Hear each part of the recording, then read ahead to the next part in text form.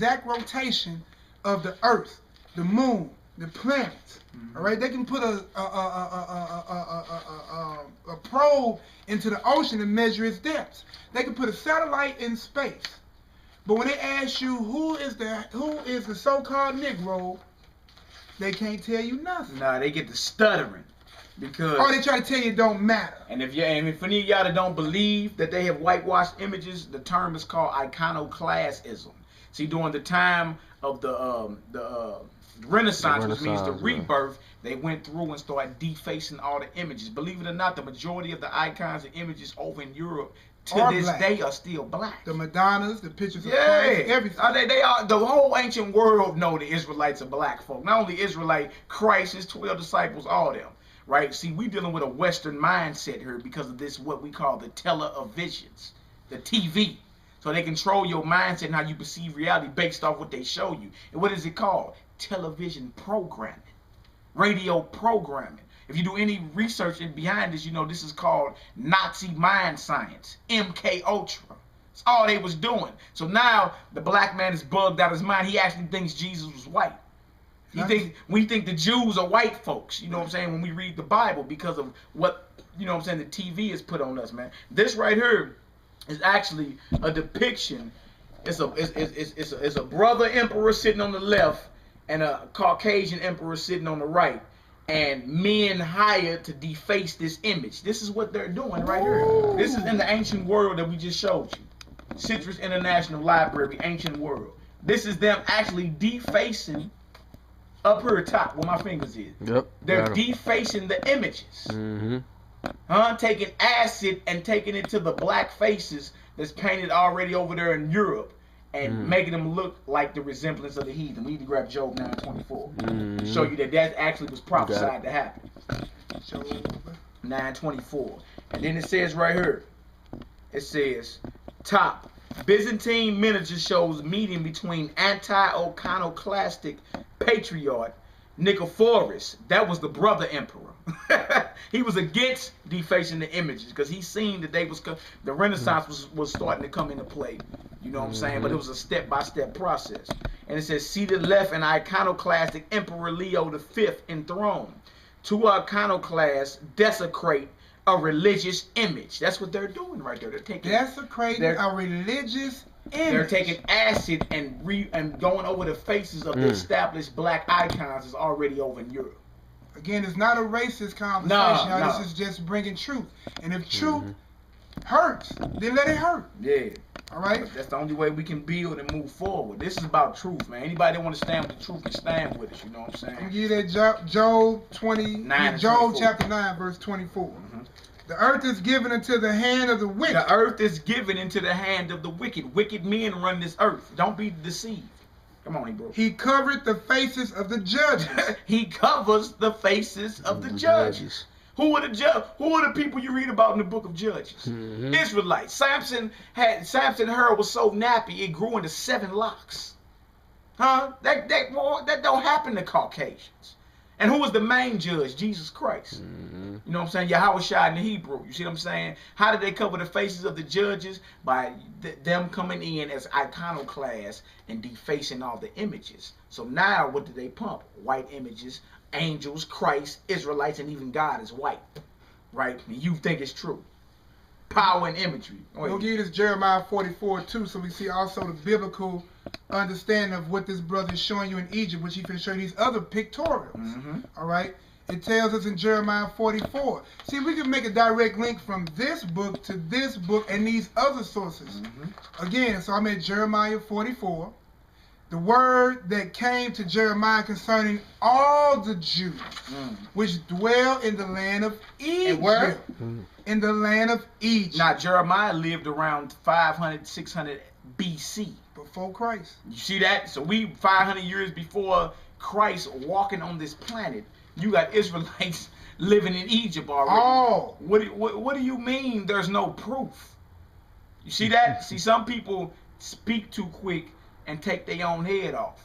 You know what I'm saying? And when we saying this in hopes that whoever is speaking that madness will humble down and acknowledge the truth. Because that's what the scriptures say, to acknowledge the truth is God. Go ahead, Ebro. Now what we got right here, bro, I was unable to get the book. It's a brand new book, but right here it's called, can you see that, bro? I need to bring it a little closer. I'm a little close. Tell me when to stop. You good right there. All right. Right here, you can see this is a screen print. All right. And we went to Google, see right there in the corner, and we typed in Judaism, Africa 2,500 Years Encyclopedia. It gave us the Encyclopedia of Africa, Volume 1. This is the newest one. The Encyclopedia of what? Of Africa. Of Africa. Encyclopedia. Volume 1. What did it say, Hebrew? It says the author name is Anthony Apala and Henry Louis Gates. Me and the brother Tydrell, who we call Azur, had went to Harrow University. And we went and saw this book, but they had the 1976 edition. Now, they said we could order it, but we just did the screen print. This is off of page 435. All right, still you see we in the same book, page 435. It says right here, and I read, let me step this way so I can read it. It says that the origins of Judaism in Ethiopia remains a mystery. Where is Ethiopia? Is it not in Africa? All right. But it is likely that the community's roots extended back for 2,500 years. That right there closed the class case, don't Yeah, that's it. But we gonna keep it We're going. gonna keep going. That key was the professor right then and there. You're saying there's no proof of no Israelites in Africa, period. Or the study of Judaism. Yeah. Is what she asked. Yeah. Also, realize the European influence did not crack Africa to 1400 AD. That says the 2,500. So now we back to what? 500 BC. Do the math. We're back to Jeremiah. Jeremiah's time. You see that? See, the Bible even vouch for that, but we gonna pull records and prove it. Now we're gonna also give you another book. While brother giving you, you want to show some more of these pictures? Let me show some more of these pictures. While we in the mindset of Egypt. Yeah, go right ahead. Again, Jewish ancient picture history of Jewish civilization, ancient picture history. This is page 12. I'm gonna read the caption. It says the thousands of war captives who were transferred into slaves made it possible for the Egyptian kings to implement their feats of engineering. Well, see, because a lot of you Negroes teach those were regular Egyptians that built those treasure cities for these pharaohs. No, they was war captives. They was slaves. Check this out. It says chained captives are shown on these painted clay facing plaques from a building erected by Ramses the second in honor of the king's brave warriors. So this was done by Ramses II. He's in the Bible. He's in the Bible. The book of Exodus from the period of the 19th dynasty. Same thing we read, same period about the brother we seen earlier on the front page. Look at these brothers and sisters right here, man. Man, you ain't nothing new under the sun, man. Top of the page with my finger at. These are slaves in Egypt right here. With yokes of iron. And remind you, it said this is an ancient picture of the Jews' civilization. Look at these brothers up top. You see that? Those are not Caucasian. Look at the yokes around their necks. Didn't that happen to another group of people just like that? Oh, and then slavery, huh? Oh, but you see, the Lord requires that which is past. Also, if you look down here, these are grape gatherers. Read that caption too, bro. This says, the upper row of the painting from the tomb Na'at Thebes shows workmen gathering and pressing grapes. The wine was stored in tapper jugs with bore inscriptions indicating the year, kind of wine, vineyard, proprietor of the vineyard, and the vine dresser. The bottom row shows a hunter with a snare. Now these people, look, some of these brothers got froze. These people are in draws. These are not regular Egyptians. Down here where my right finger is down here. Tap it, look so they can see it. That right finger at. You see that? These on the walls over in Egypt. Don't let nobody tell you there wasn't no slaves or no servants that was serving the Egyptians. That wasn't regular Egyptians that was working on their stuff, man. Every major kingdom has been built off slave labor. Believe it or not. Someone's the head and someone's the slave. Right here we have a book called The American Presence, African Presence in Early Europe. Look at that man right there. That noble man was a man of color. All right. This is edited by Is it Ivan Van Sertima. Thank you. Ivan Van Sertima. See how a brother help a brother out from behind the cameras. Appreciate it, bro. We're going to go to page 277. And we're going to go back to this Noah and this, we're going to go back to, let's hit page 275 first. So we can understand what race is. Because see, back then, we didn't have all these race categories that we had. All right? So we're going to see how they labeled us in this time. Shalom to our brother Rock that just came. Shalom. We're doing the historical work, man, on this timeline, long overdue. It says, in summary, this is page 275, last paragraph. In summary, am I right? One before the last paragraph. Yeah, let me go back up. I need to go up 2 paragraphs. Right there. It says, Tsarist officials were completely indifferent to the fate of non-Russian peoples inhabiting Russia. Hold on, non-Russian people that inhabited Russia. Inhabiting Russia, huh? Go ahead. Again, Russian statistical data on that time referred to Africans as Arabs or Jews. So there was only 2 ratings. Either you was an Arab or you was a Jew. To be an African. Coming out of Africa. And then look, what we gonna do is show you a picture. All right, y'all gotta apply critical thinking again. Go ahead. You got people coming out of Africa. You fit in 2 classifications. Are we Arabs? No. No, we ain't Arabs. What classification will we have fitted up under? We would have to fit under the Jew. During the early European times. Wow. Major, man. Major work. Now I'm gonna take us and get this 277. For Shem. Yeah, I'm gonna get it now. And we finna sit here right now. Now, Leo Africanus is in my African American history book. A lot of us know Leo Africanus, who he is. Right? Leo Africanus writes this. Leo's praise of his countrymen is proof that Africans are not typical of beastly Ivanage, recorded by European Renaissance voyagers. Leo quotes from the biblical chapter of Genesis that the Negroes and 20 Moors, cited by Europeans as different by nature due to complexion, on page 278, are both descendants of Noah. Come on. All which opinions and reports are that be understood only of the original of the 20 people, that it says, of the Nubians and barbarians, for all Negroes or black Moors take their descent from Shush, or the sons of Shem. The sons of who? Shem. Sham or Shem. All right, now this is Europe, so they, vocalists is a little different. It says, from the sons of Shem, who was the son of Noah. Noah had 3. Matter of fact, that's page 278 in that book. I'm gonna bring it up a little closer so you can see it. Just don't think we're making some of this stuff up. Am I too close? That's cool. Right there? Right there, yeah. Okay. And again, I got one more this comes from the African presence in early Europe.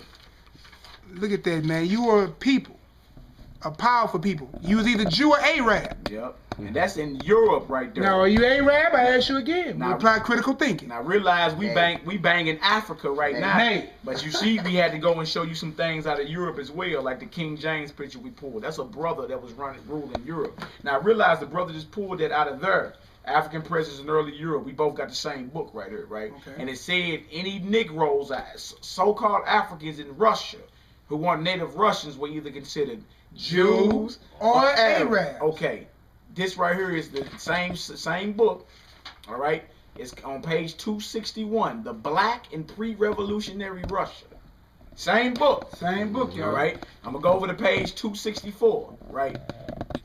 Now, check out this bro right here. His name is Abraham Petrovich Hannibal. Look at this brother here, man. Remember, 1790 is this picture. Remember this. Any Negroes or so-called Africans, and living in Russia were either considered Jew or Arab. Look at this brother. The time frame of this brother's life was 1697 through 1781. So look, that puts us right there in the time frame of the slave trade. Right, the slave trade. You see that? Right there, so we know if you came out of Africa, the way Russia looked at you and Europe looked at you, you were either Arab or Jew. And Arabs put us into some of this captivity that we in. That's common knowledge in African American history classes too. Yep, believe it or not. So the Arabs didn't put Arabs into captivity. They put Jews. No, it don't work like critical that. thinking. I left it blank. Critical thinking. Critical thinking. It don't even work like that, player. All right, now we're gonna get into this Babylon Timbuktu shortly, right? Go ahead, put that sucker on up there. So we can just have we got a paper presentation that's a pamphlet we put together for anybody who wants this information. A lot of brothers won't try to go into mass print of this, but we also got other works going on. But we just want to give you a detailed history of what's going on. Put it like the top of it, like right now, the top of it, like right under there. We can kind of hang it and just look. Oh, I got you. See what I'm saying? Bang, bang. All right. And that's all right there. And one more thing. This right here is called Imperial Rome. Give my author, bro. By Moses Hadass, a Edomite. Imperial Rome. All right. On page 140, I'm going to read the caption for you. Further proof that Negroes was running Rome after the Caesars fell. And Europe went into what's called the Dark Ages, or the Byzantine period, which means backward. You feel me? Dark people was ruling. It don't mean there wasn't no knowledge going out. Dark folks was running Europe. After the end of their fall, that's when the Renaissance came and you got the rebirth in that first white image of Christ. All right, check this out. It says, sharing the rule, the Tetrarchs whom Diocletian, second from the right, established to help administer the empire. What empire? The Roman Empire, in 293 AD, are shown embracing in this stone sculpture, now standing in Piazza di San Marco in Venice. This is still standing in Venice to this day. You can't even twist your lips and tell me these are white folks. These are the brothers that took over what you know as Europe, East Europe and Western Europe at the fall of Rome in 293 AD. Stop it. And now, look like their nose is shot off on these pictures as well. Somebody take the nose off. Why they took the noses off, just like the Sphinx. Knock off the noses. Again, Israel, you done graced every nation on this planet, man. You're the greatest people that ever walked this earth. Original people. Understand that, you dig? But we're not Hamitic or Kemetic. Not the Negro. Right, remember that. Not the Negro. All right, so we're going to get into this. What is this? Babylon, Timbuktu. We did the African presence in early Europe. We showed that. Babylon and Timbuktu is next. Let me do something, too. Because, you know, the thing about it is you have people when, you know, claiming historical titles now. But they have no type of authority giving them that. Which, how do you have authority to disauthoritize another historian? You don't. You don't. Not if your work is not credible. The only way to undo somebody else's work is to, one, prove it's in error, and then produce something that's unfollowable. Exactly. All right. Let me show this one more picture too. Go ahead, bro. Again, ancient picture history of the Jews civilization, page 36. The description says Assyrian relief, showing the Hebrews abandoning Lachish, which had been captured by Sennacherib during his war against Hezekiah. And this is in the British Museum in London. Look at this right here, bro. No Europeans in that picture. Look at the locks and the nappy birds and all this. Look at that. This is history. This went down in the 8th century BC. Get a good one on that, Hebrew, if you can. Come closer with it, a little bit closer. Right on. Right. Yeah, there we go. See that? Yeah, that's in high def too. Yeah. We're gonna try to record this in high def for y'all. You know what I'm saying? Exactly. Just like that picture we showed in the ancient world earlier, man. Again, these are ancient pictures. Again, we the Jews of antiquity. Ancient and these history, are man. multiple sources, y'all. We're not going to one source. Right. You know, we come to various sources, various books, biblical aspects. We're trying to get you to see the picture. Exactly. You all right? This is, you know, so this is Babylon and Timbuktu. A lot of brothers already know about it. It's a work that's done by Rudolph or Windsor. Yep. All right? I'm going to read you his accreditations because I had a teacher tell me his work is not credible. But claim to be a historian yourself, and this man has a lot of accreditation. So let's see what some of the accreditations are. All right, I'm going to go ahead and read this biography. All right, Rudolph Windsor was born in Long Branch, New Jersey. After living in a number of New Jersey communities, his family settled in Philadelphia. He attended community college, all right, studying psychology and political science, Greats College, where he majored in Hebrew and Aramaic studies, and Temple University, where he majored in Middle Eastern studies. So this man studied Hebrew and Aramaic studies, so he learned everything from them and took everything that it required for him to become, you know what I'm saying, the learned man that he is. Yeah, see, the reason she's saying that is because she knows she can't disprove this source right here. I'm talking about your professor, you know what I'm saying? Right. The only reason she's saying, well, this is not a credible source. Well, professor, you finna have to answer all the other sources of historians that agree with him. You feel me? That we're showing. Yeah. Now, mind you, he was a member and president of several organizations. He was delegate to the Black Power Conference of 1968. Why would they make somebody a president of a council? It's not credible. He was a delegate on behalf of the Ethiopian Jews. So why would he be a delegate of something major if it's not credible? To meet with Mr. McColeman, an official of the Ethiopian mission to the United Nations. The UN, huh?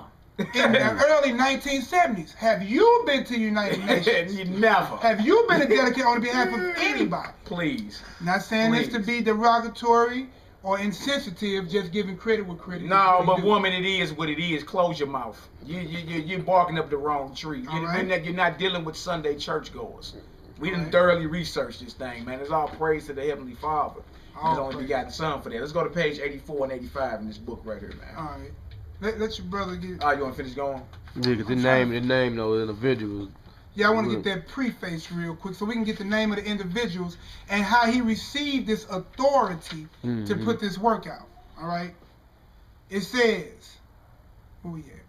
Oh, right here. It behooves me to express my debt to the faculty of Greats College, who taught me much and helped me make this book what? Possible. Who taught me much to help make this book possible. Among these are distinguished scholars. Ooh. So this is who you need to disprove along with him. Right. Dr. Eleazar Coleman, who was the dean. Right. Hey, he sounds Jewish. Go ahead. Daniel Isaacman. Oh, another imposter Jew. Who was the registrar. So what they got? What do they got? Benefit. What do they got to benefit in lying to him? There ain't the only thing they doing is proving that they not the Jews. The Jews are the Negroes in America. Why would they lie to him about that? That means they're not who they say they are. Close the school. Dr. William Chomsky. Dr. Samuel Pilick. So how many doctors is there so far? 1, 2, 3, 4. We got some more doctors. Dr. Samuel Curlin. Dr. Sidney M. Fish. You still naming doctors? Dr. Ezra Sherezkowski. That's another Jewish person. Notice they got their doctorates. Dr. Samuel T. Latch. Abraham Morthen. Even a rabbi. Oh, not no sorcerer. Rabbi Shlomo Baltus. See, they see the powers that be, and anybody that's dealing with any sense in world history know. They know exactly what we're talking about is true, man. Well, that ain't him. That ain't him, though. We got another. And a Rabbi Shlomo Margalit. So you got multiple doctrines. I mean, multiple doctors, multiple rabbis, and others who gave this man the information to this work. Yeah, he also, and he cited many sources. He also quote Joseph J. Williams, who wrote the Hebrewism of West Africa. That we also got that. And we finna go into that book we also. Going into this book as well, showing that the Israelites. So why would this man help this man? And this is a totally different person. And he lived they lived in 2 different times. 2 different times. You know what I'm saying? I don't know for sure, but I believe he might have been dead by the time he got doing his thing. See how brother honest, you say don't quote me? Yeah, I don't know. But we can check it too. But that's the honesty we need to put forth with each other. Right. It says, I have consulted many scholars in the compilation of this work. Basil Davidson, I want you to remember this name. Basil, B-A-S-I-L, Davidson, D-A-V-I-D-S-O-N, is an authority on African history. So he got an approval from an authority. So how can an unauthorized historian disprove? She just, that's what I'm saying, she just talking. Also from that book, Shlomo saying, is a historian and Jewish Israeli in Tel Aviv University today saying the same thing that this man was screaming years before. So come on, man, you run around just talking out the side of your neck. Now we're going into the work, because I had to, because my professor hit me with this is not critical. Hey, how she gonna say that but didn't even go disprove the source? Didn't disprove it. Okay. You just jumping the gun, woman, you've been had. The gig is up. Page 84. We're going to page 84. Yeah, page 84, man. All right. We're going to start. Let me read it, bro. Go ahead, bro. I got you. This page 84, and we're going to go into some history on going from before Christ all the way to after Christ, showing you Israel dwelling in the realms of Africa and how we got into there. Because realize, Israel is a neighbor of Egypt. You can walk from Israel to Egypt even today. You don't need no ship for that. All right, check this out. This is page 84. It says in the year 65 BC, when? Before Christ. 65 BC, the Roman armies under General Pompey captured Jerusalem. In 70 AD, General Vespasian and his son Titus put an end to the Jews' state with great slaughter. Did we just read that? Yeah. During the period of the military governors of Palestine, another name for Israel, many outrages and atrocities were committed against the residue of the people. During the period from Pompey to Julius, it has been estimated that over 1 million Jews fled into Africa. How many is 1 million? That's 1 million families. We don't travel alone, partner. I think St. Louis is crowded. You see that? You got 1 million families of Israelites fleeing into Africa, fleeing from Roman persecution and slavery. The slave markets were full of black Jew slaves. You want to grab it, Matthew 24? Understand it. Notice, it would make no sense for a European people to run into Africa. Nah, who are you hiding Critical thinking again, y'all. If this is the land or the land of Cam or the land of Canaan, this is the dark continent. Why would Europeans run in there to hide? You caught. Not only that. And before why they didn't run to Europe? Check this out. If the Jewish people today, right, were captured by the Romans, why the hell they didn't switch their garments and look like Romans? All you do is change the clothes. They didn't have to run nowhere. You'd have blended right in as if he was a Roman. All you had to do when they sacked Jerusalem, all you Jews, all you had to do was change your garments from Hebrew garments to Roman garments. You would have fit it right in. Fit it right in. You didn't even have to run. See, they had to flee because they had to flee amongst other dark-skinned nations to hide, man. That's what that was about. Now, Luke 21. Luke 21. Luke 21, verse 20 through 24. Remember, it said over 1 million Jews fled into Africa, fleeing from Roman persecution and slavery. The slave markets were full of black Jew slaves. All right, Luke 21, verse 20 on down to 24. It's going to go into... We're going to read about this destruction of Jerusalem, all right? And when ye shall see Jerusalem compassed with armies. With what? Armies. Armies. Remember, the military governors of Palestine, they sacked Jerusalem, right? It says Pompey captured Jerusalem. In 70 AD, General Vespasian and his son Titus put an end to the Jews' state with great slaughter. During the period of the military governors of Palestine, many outrages and atrocities were committed against the residue of the people. So right here you get to see this is prophesied by a man known as Christ. All right. Before it even happened. Christ was still and the historical account shows that it happened. All right. know that the desolation thereof is nigh. You heard that? The desolation of Jerusalem is nigh. When you see them armies surrounding Jerusalem. That's what Christ was telling them. When you see Titus and Vespasian and all of them setting up shop, no, they finna empty it out. Abomination mean detestable.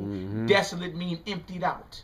The detestable thing that emptied out Jerusalem. The land and the people. Come on, Hebrew. Then let them which are in Judea flee to the mountains. To the mountain. What mountains? The Atlas Mountains of North Africa.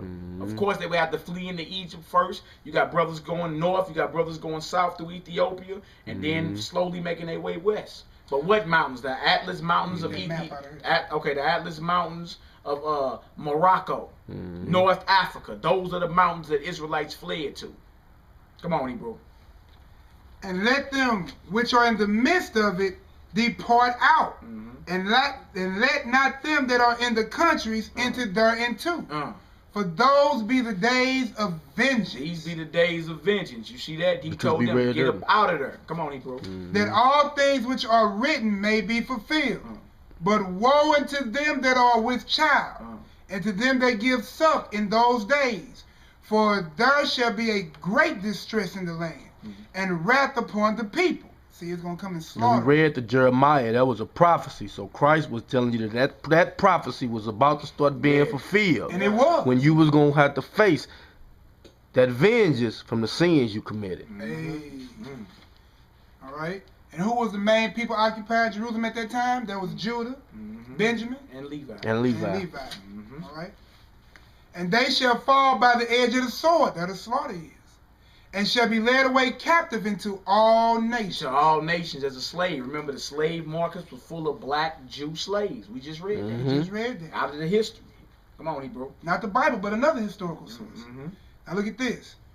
And it says that they should be led away captive of nations, and Jerusalem shall be trodden down of the Gentiles. Of the who? Of the Gentiles. So the inhabitants of Jerusalem, after the true Jew fell, are Gentiles, strangers, converts. Other nations. Those are not the people that's in Jerusalem, are not the children of Jerusalem. And Israeli is the citizenship, not the nationhood.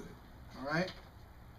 Until the times of the Gentiles be fulfilled. Until their time is over, the Gentiles will be inhabiting Jerusalem. So we went to the history and showed that. You dig? And this is another, well, that map kind of in black and white. We'll get to that. I want to finish reading some of this Babylon Timbuktu. Yeah. And we got to go on down. Okay, it says, during the period from Pompey to Julius, it has been estimated over 1 million Jews fled into Africa, fleeing from Roman persecution and slavery. You feel me? Christ told them, flee ye into the mountains. The slave markets were full of black Jew slaves. And then he quotes the scripture, Deuteronomy 28:64. And the Lord